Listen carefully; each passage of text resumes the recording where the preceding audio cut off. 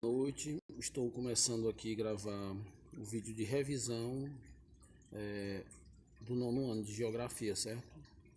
Aí eu tô aqui tentando ver as partes mais importantes aí aqui para vocês, certo?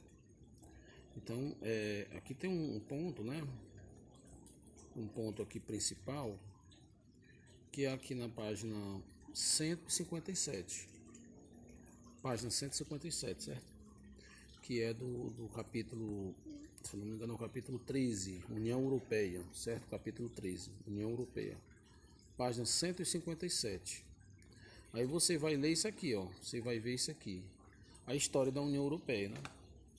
Você vê aqui os países que fazem parte, né? Como foi fundado em 1950.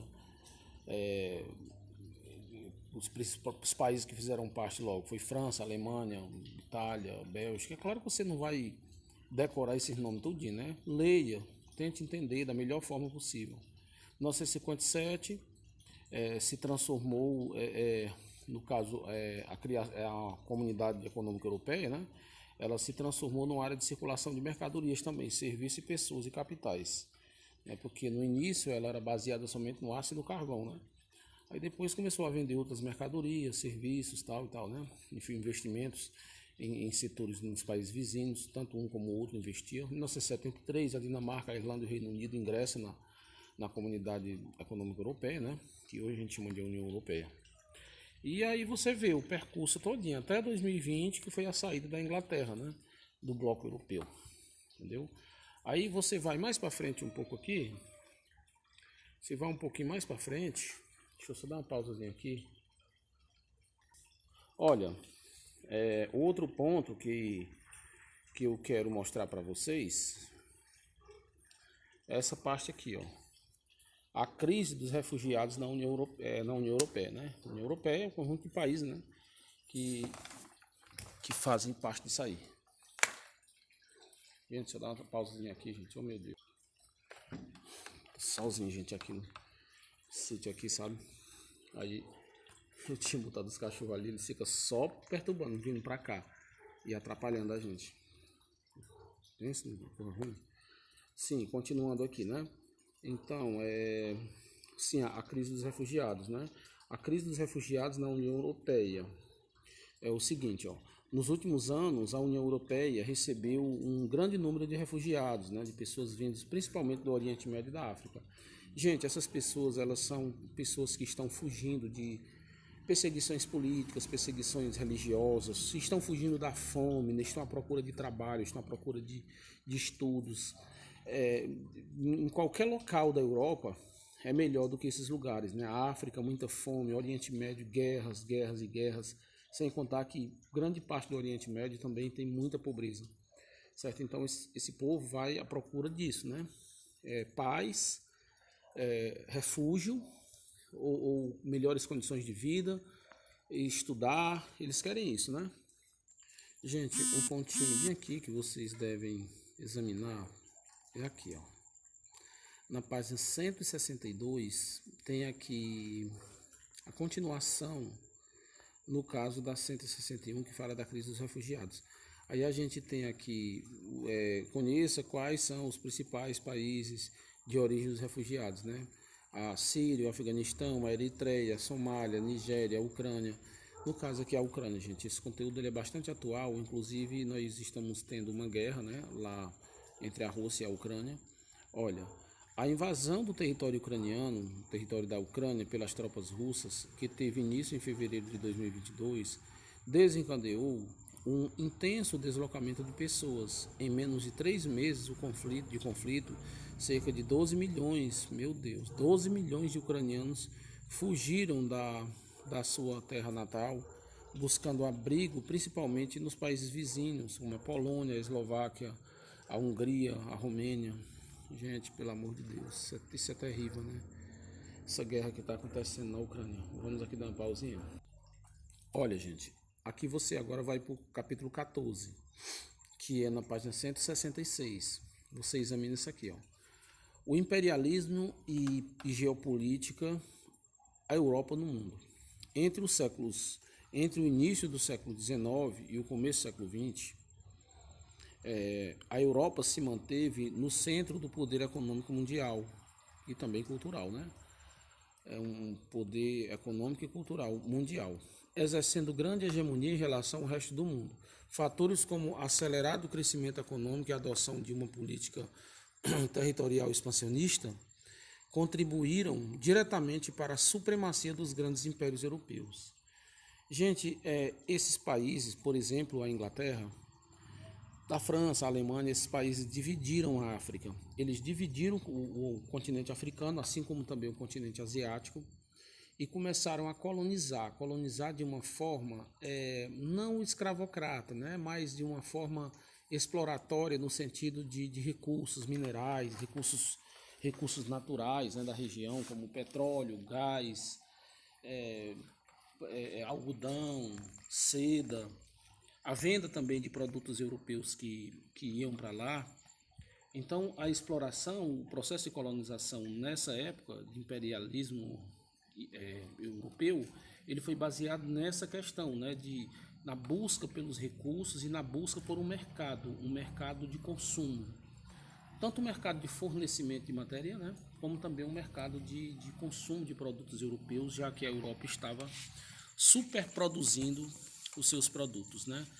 Depois da Revolução Industrial, pouco tempo depois, eles começaram esse processo, né?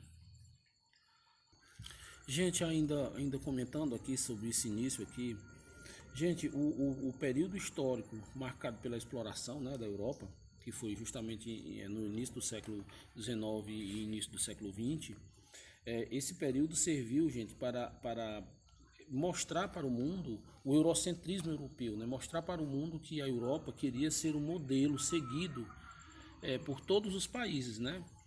E esses países que estavam sendo colonizados por eles. E a grande questão disso, gente, é essa formação cultural, essa expansão cultural europeia de modelo, né, cultural para o mundo, também estava embasando o sistema capitalista, estava selando, fazendo com que o sistema capitalista fosse seguido em todo o resto do mundo, não somente na Europa, né? Esse ponto que eu acabei de observar, né? Essa parte da a dominação cultural, a questão do eurocentrismo, mostrar para o mundo que a Europa estava sendo o centro do mundo e que deveria ser seguido pelo resto do mundo, está aqui na página 168, né? Gente, um pontinho que vocês têm que olhar, essa parte aí na 171, que é o cenário geopolítico atual. Mostra aí as transformações ocorridas no cenário geopolítico.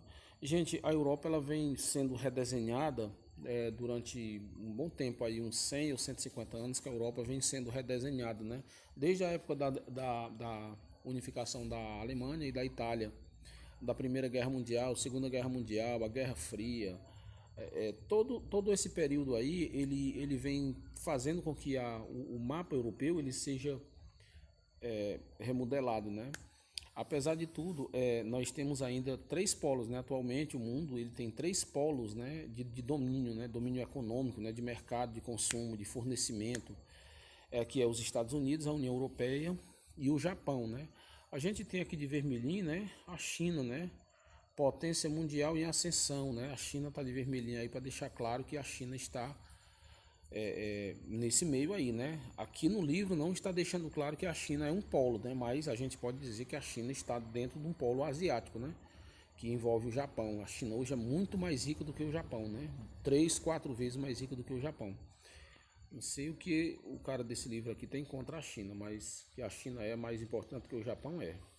Outro pontinho que a gente tem que olhar, gente, aqui na 176, né?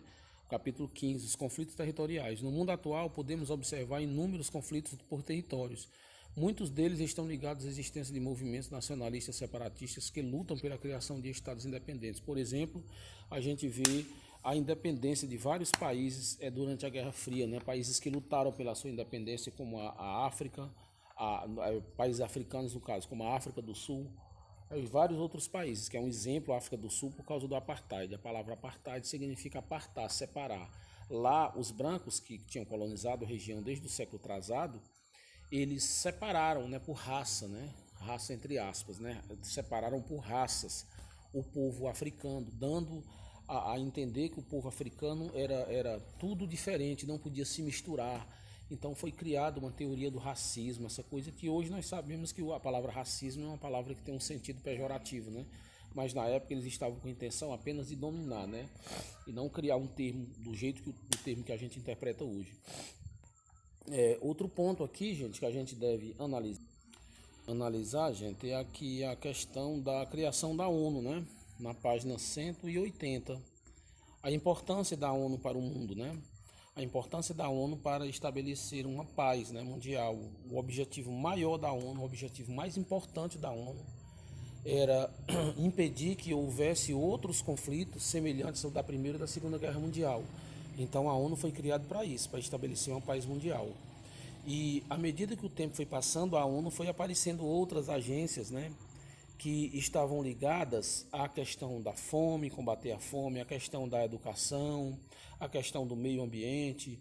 Então, cada uma dessas organizações, né, está ligada a um desses setores, né? O setor da educação, o setor da cultura, o setor da questão ambiental, da questão alimentação, né? Então, a ONU ela tem essa amplitude, né? Mas o objetivo maior nós não podemos deixar de saber que é a busca pela paz mundial, impedir que aconteça outro conflito como a Primeira ou a Segunda Guerra Mundial. Gente, 11 minutinhos e 30 segundos aqui de aula, né? De revisão. Vamos analisar, vamos estudar, vamos se inscrever no canal, ajudar a gente aí a crescer, gente, nesse canal, porque é muito importante a gente ter um canalzinho desse para poder fazer as revisões, melhor do que uma revisão na sala, né? Revisão na sala tem muito barulho, às vezes a gente não consegue explicar, nem os alunos conseguem entender. E aqui você pode assistir quantas vezes você quiser. Gente, muito obrigado, viu? Boa prova para vocês e vai dar tudo certo, viu?